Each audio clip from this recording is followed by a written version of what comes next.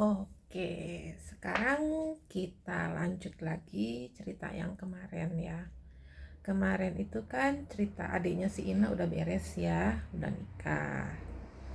Sekarang kita balik lagi ke urusannya si Ina gitu. Nah,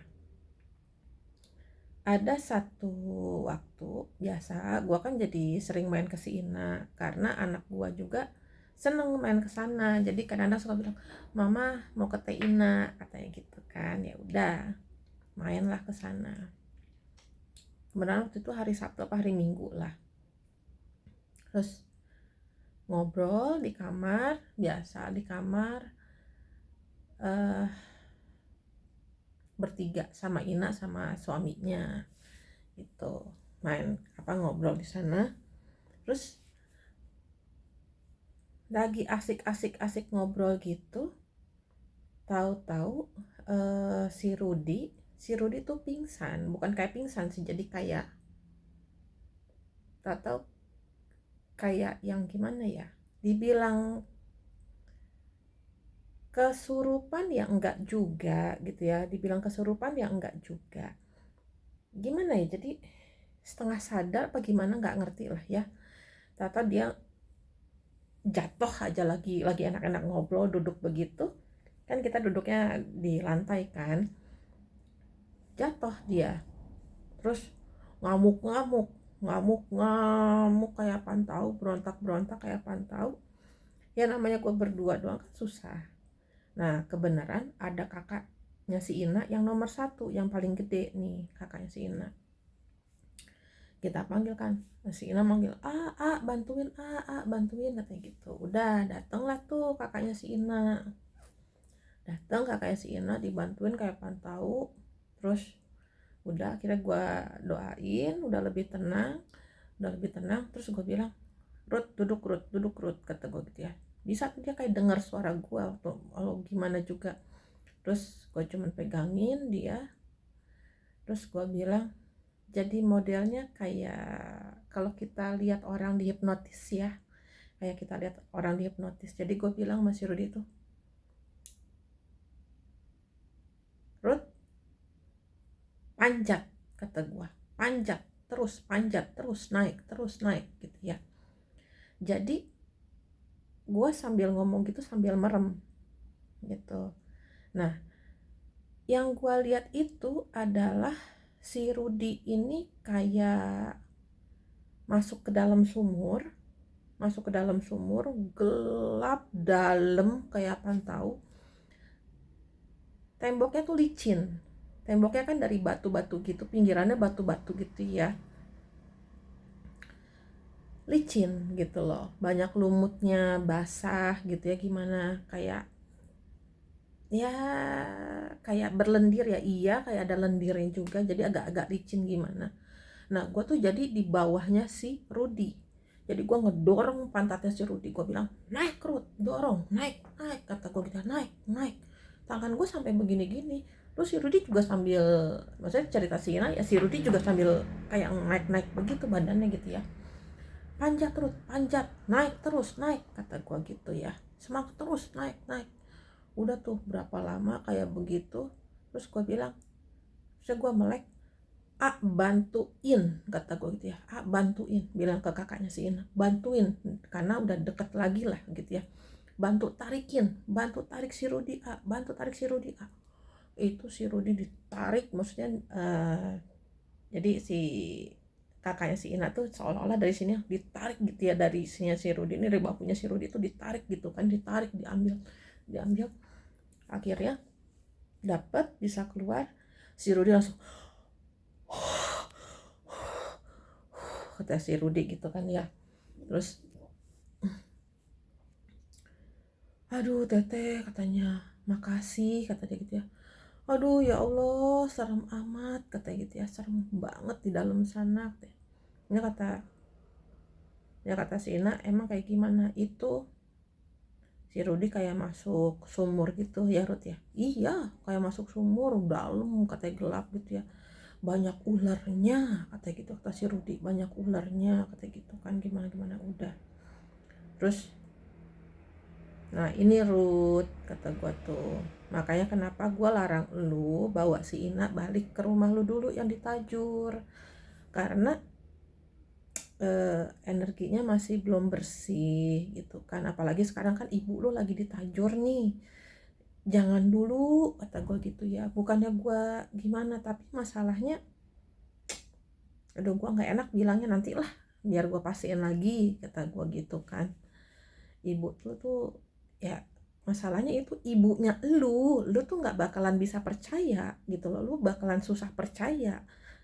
Kalau itu orang lain mungkin lu lebih gampang percayanya, tapi masalahnya ini ibu lu, pasti lu akan bikin, masa sih ibu gua sendiri gitu kan. Nah semua orang juga pasti kan begitu ya, masa sih ibu sendiri, kayak begitu. Nah iya teh, iya katanya gitu ya, udah. Jadi kapan teh kira-kira si Ina bisa pulang sana? Entahlah, nunggu ibu lu dulu, jangan apa pulang dari sana, soalnya dia pasti macem-macem lagi di rumah lu, kata gua gitu kan. Udah. Nah terus ngobrol-ngobrol, udah itu hari itu ngobrol sebentaran, udah enak kayak gimana tahu gitu kan. eh Suami apa, ini kakaknya si Ina juga kan lagi bermasalah sama istrinya minta cerai karena ya dapet apa ya, omongan lah. Kalau ini mah cuma dapat omongan aja lah supaya pisah sama suaminya, gini gini gini gini, tapi akhirnya juga bisa selesai, alhamdulillahnya bisa selesai gitu ya. Terus abis dari masalah si Rudi itu keluar dari sumur, gue bilang sama si Rudi, Rud, usahain setahun ini si Ina jangan hamil dulu, pakai KB dulu ya nak ya. Kamu tuh kalau Ina nggak mau pakai KB ya lu ya yang pakai KB, Ruth, kata gue gitu kan. Pokoknya jangan sampai hamil dulu deh si Ina, kata gue gitu nih. Duh gimana ya teh, katanya. Jadi usahain jangan hamil dulu, soalnya emang kenapa teh kalau si Ina hamil, kata gitu kan. Kalau si Ina hamil, masalahnya tuh ntar kasihan elunya pada berdua. Ntar itu anaknya itu, aduh gimana ya. Ya ini nih repotnya, gue bilang. Anak lu tuh boleh dibilang ntar ajaib deh sifatnya. Gak bakalan, aduh lu bakalan susah deh ngebilangin nih anak tuh bakalan, aduh masya Allah banget deh, kata gue gitu ya. Luar biasa nakalnya, susah dibilanginnya, susah diaturnya gitu ya, segala macem. Ini kan ya udah deh gue buka, gue bilang gitu ya ke si Rudi. Ya udah deh gue buka deh sekarang. Jadi gini Ruth, yang lu lihat ibu lu itu fisiknya, badannya itu emang ibu lu, casingnya itu emang ibu lu, tapi dalamnya, jiwanya itu bukan ibu lu. Lah terus siapa teh, katanya gitu kan. Itu siluman ular, gue bilang. Yang ngisi badan ibu lu tuh siluman ular, gue bilang tuh. Oh yang bener teh. Nah kan tadi gue bilang apa, kan udah gue bilang masalahnya ini ibu lu gak bakalan percaya. Tapi kalau emang bener yang teteh bilang, kok bisa kayak begitu teh, masa sih siluman ular, kata gitu kan. Jadi gini, gua nggak tahu ya, gua nggak tahu ibu lu itu dulunya gimana, tapi yang gua itu kemarinan dapat mimpi, gua masuk ke dalam satu goa, di mana di goa itu gua ketemu sama ibu lu. Ibu lu tuh lagi dirantai, tangannya tuh lagi diginiin, diikat sana diikat sini gitu ya, tangannya tuh lagi dirantai gitu loh, lagi disiksa ibu lu gitu loh. Makanya gue bisa tahu itu siluman ular. Dan asal lo tahu aja, anak siluman ular itu, anaknya, ada satu anaknya itu datang ke gua, dia mau ikut sama gua. Karena dia itu dikucilkan oleh ibunya. Anak itu dimusuhin lah, dia ngerasa dimusuhin, ngerasa nggak diperhatiin, kayak ya bukan anak yang diinginkan lah. Makanya dia benci sama ibunya, dia pengen, dia itu punya hati, biar dia anak siluman, tapi dia nggak suka dengan kelakuan ibunya, selalu bertentangan dengan ibunya. Saat ibunya jahatin orang apa gimana, dia nggak mau gitu loh, dia nggak suka, gue bilang. Makanya dia mau ikut sama gue, tapi gue lagi lempar dulu, ya kalau lu mau belajar lu harus kesini kesini dulu, nanti kalau udah lu baru datang ke gua gitu. Belajar agama ya, khususnya ya belajar agama Islam ya khususnya, gue bilang gitu. Karena dia harus ada pembersihan diri dulu lah ya, kuatin dulu imannya apa segala macem, gue bilang. Kalau langsung ke gua, kalau ke gua langsung gua nggak bisa ngebimbing dia ya, maksudnya gua kan masih mualaf ya, jadi nggak bisa gitu loh. Gue aja nggak ngerti gitu kan, gimana ngebimbing dia gitu kan, gue nggak ngerti. Jadi gue lempar dulu lah ke yang lebih ahli gitu, gue bilang gitu ke si Rudi. Nah ini kan ibu lu kan udah berapa tahun berubah kayak gini kan, mendadak berubahnya juga. Sebelumnya masih baik-baik aja, tahu-tahu besoknya berubah kan. Iya sih teh. Nah ini lu mau masuk, tadi tuh masuk sumur itu tuh sarangnya dia, tempatnya dia. Gue bilang, lu itu mau dijadiin jenderal karena lu anaknya dia ya, jadi lu itu mau dijadiin jenderal ininya lah ya, jenderalnya dia gitu loh, mau dipakai. Jadi rencananya dia itu adalah dia jadiin lu jenderal ya, istri lu ini nih mau ditukar sukmanya, jiwanya mau ditukar gitu loh, sama adalah pengikutnya dia di sana. Di mana nanti kalau lu bersetubuh dengan si Ina, yang lu lihat Ina, tapi dalamnya tuh bukan Ina. Jadi sukmanya Ina tuh udah dipenjara juga di sana. Gitu loh. Nanti lu kalau bersetubuh sama Ina, Inanya hamil, ya anaknya kan otomatis itu setengah siluman. Nah, disinilah nanti anak lu itu adatnya luar biasa, ajaibnya. Lu gak akan sanggup, gue bilang. Makanya usahain setahun ini jangan dulu, kata gue gitu kan. Jangan dulu hamil, gue bilang. Masa sih teh kayak begitu? Ya, ini nih makanya gue udah bilang kan tadi susah. Dan hal ini kan cuman gue doang yang tahu gitu ya, karena gue yang punya batin gitu kan. Ya lu kan pada nggak bisa ngeliat, kata gue. Udah tuh habis dari pembahasan kayak gitu, si Rudi bingung gimananya, pulang gitu kan. Nah ini kan udah sekitar sebulanan ya, gue udah sama si Ina nih udah sekitar sebulan ya 4-5 mingguan lah ya sampai kejadian ini tuh. Udah, ibunya Rudi itu selalu nyerang gue gitu loh, nyari rumah ibu gue gitu kan ya, pokoknya ngusik gue terus lah gitu ya, ngejar gue terus. Sampai pernah itu gue lagi pergi ke pasar itu, gue tau-tau lah di pasar tuh lagi anjing, gue dikejar, gue diikutin nih gitu ya, dicari. Gue sampai keluar masuk toko ini gitu ya, main kejar-kejaran keluar masuk toko ini segala macem, Karena mereka itu kan kalau makhluk kayak begitu kan modelnya kayak anjing pelacak ya, ngejar baunya kita kan, ngejar baunya kita kemana kemana kemana kemana.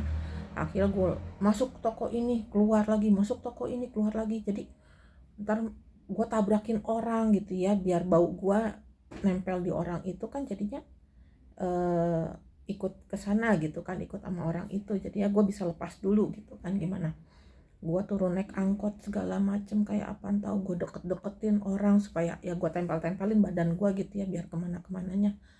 Udah akhirnya gue bisa sampai rumah aman tuh, gue udah aman, gue sampai rumah nggak kekejar kata gue tuh. Jadi kalau mungkin orang akan bingung lihat gue kok keluar masuk kayak yang dikejar-kejar kayak gimana ya, ya emang kayak begitu gitu loh ya. Kalau dunia mistik ya seperti itu, yang ngerti ya cuman kita aja lah ya yang ngerjain. Udah terus nggak lama itu si Ina mulai lagi kemasukan. Si Ina mulai kemasukan lagi. Pas gue periksa sekitar ya nggak lama lah, habis itu si Ina katanya mulai isi. Di bulan itu gue tanya sama si Ina pasti udah sadar, nak lu udah dapat mens belum, kata gue. Belum teh. Udah berapa lama telatnya? Udah semingguan teh, ya udah 10 harian lah. Aduh lu mah udah gue bilang jangan dulu hamil, kata gue gitu kan. Ya habis gimana teh, kan udah gue bilang dicegah dulu, pakai KB dulu, kata gue gitu. Diem aja tuh ya laki bini. Ya udah deh kata gue doain, perutnya gue pegang, terus kata dia tuh, oh teteh panas, kata dia gitu ya, panas teh, udah tahan, kata gue, tahan dulu kata gue, panas teteh, gue cuma pegang begini aja di perutnya gitu ya, panas teh, tahan, kata gue gitu ya. Udah terus 2 hari kemudian dia bilang, dia telepon gue, teh udah dapat mens, katanya udah keluar, tapi sakitnya kayak gimana, katanya beda banget, katanya gitu ya. Ya boleh dibilang kayak keguguran lah ya, kayak begitu. Udah keluar tuh, terus kata dia ada gumpalan gimana. Ya udah kata gue gitu kan. Udah tuh abis dari situ lagi mens juga dia kesurupan lagi gitu kan, keganggu lagi kan. Ibunya si Rudi datang lagi kan, sering datang lah gitu ke rumahnya si Ina, sering datang. Jadi apa ya, tarik-tarikan gue tuh sama ibunya si Rudi tuh main tarik-tarikan. Gue berusaha nyelamatin, itu berusaha nyelakain gitu kan, gimananya. Udah sampai sekali waktu itu si Ina, bukan sebelum si Inanya gini, ibu gue di rumah, ibu gue tahu-tahu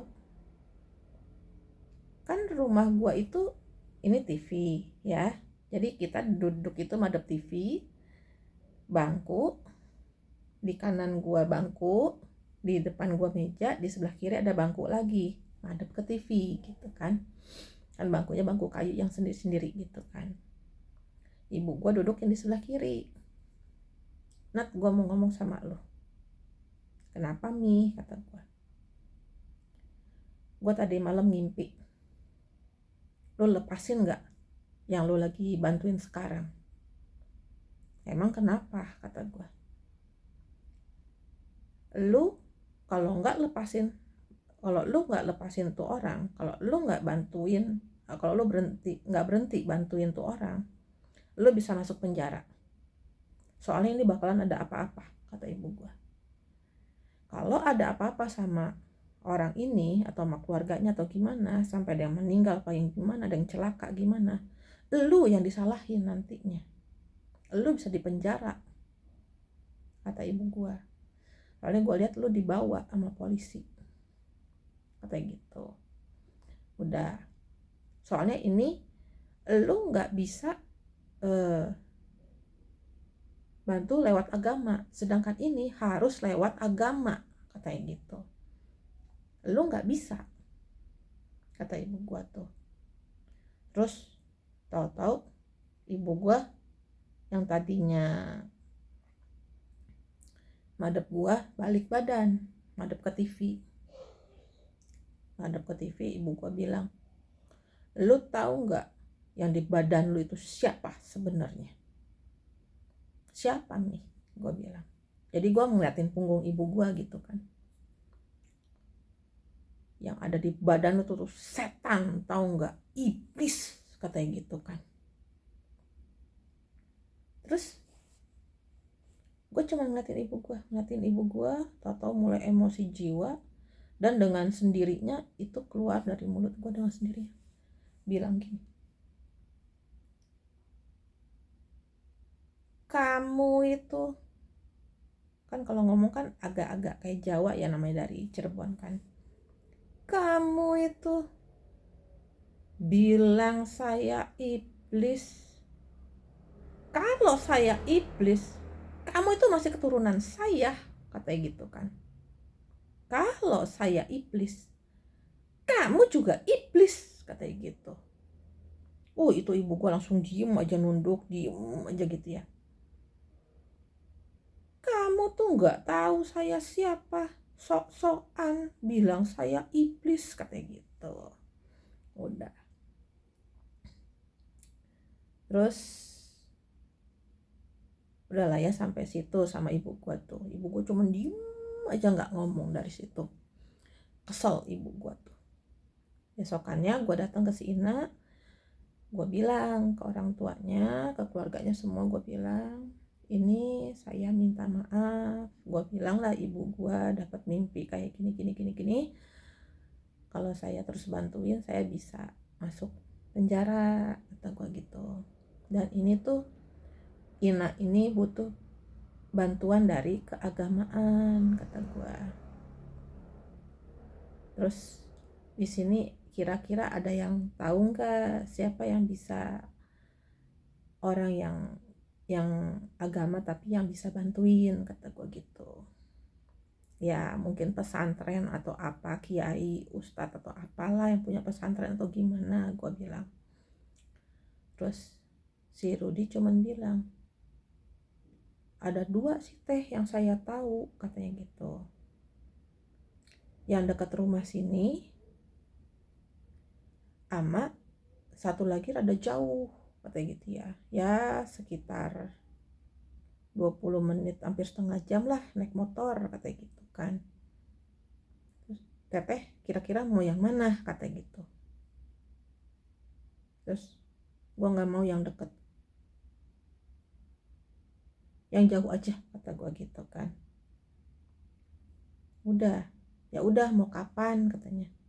Ya terserah, lu maunya kapan, mau sekarang atau besok boleh, kata gue. Ya udah besok aja, kata gitu kan ya. Besok pergilah tuh besoknya. Pas mau berangkat, udah siap-siap, udah gue dateng, udah mau berangkat, tahu-tahu si Inanya pingsan, lemes gitu ya. Sadar pun tapi kayak yang setengah sadar gitu. Udah akhirnya dibonceng, si Ina dibonceng. Jadi bertiga, satu motor bertiga, nyetir si Ina di tengah, adiknya si Edi di belakang megangin si Ina gitu kan. Gua naik motor sendiri, gua bawa motor sendiri kan.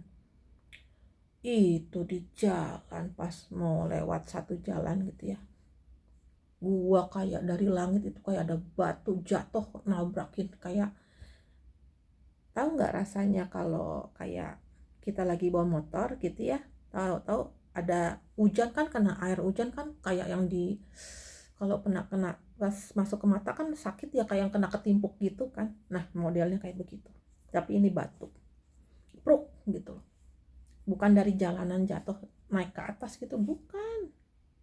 Kan si Ina di motornya di depan kan, gue jadi di belakang ngikutin di belakang. Enggak, bukan dari ban, bukan, tapi ini kayak ditimpuk begitu, kena mata gue hampir jatuh itu, karena gue langsung begini kan.